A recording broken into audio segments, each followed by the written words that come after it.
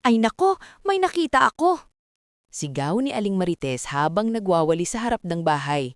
Hindi pa lumilipas ang 5 segundo, tumakbo na siya papunta sa bakod ni Mang Ben. Mang Ben, lumabas ka! May breaking news ako! Lumabas si Mang Ben, kalmado, may hawak na tasa ng kape. Anong nangyari, Aling Marites? May sunog ba? Mas malala pa, yung manok mo, tumalon.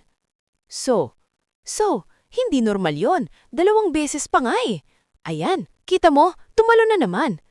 Hindi, iba to. Iba ang vibe.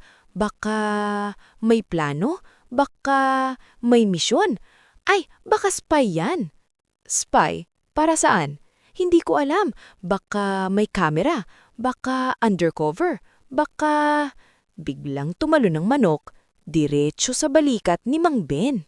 Aling Marites, kung spy yan, mukhang ikaw ang target. Ako? Bakit ako? Wala akong tinatago.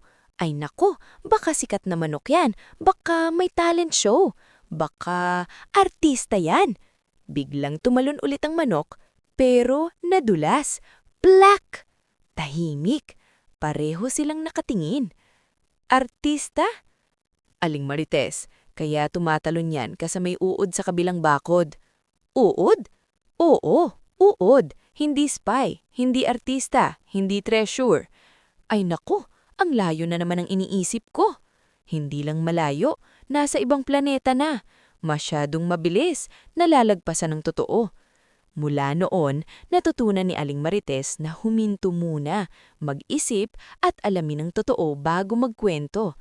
Dahil hindi lahat ng nakikita ay dapat palakihin at hindi lahat ng kwento ay totoo. Minsan, ang tsismis ay mas lumalaki pag sa katotohanan. Kaya sa susunod, tandaan mo, baka uod lang yan.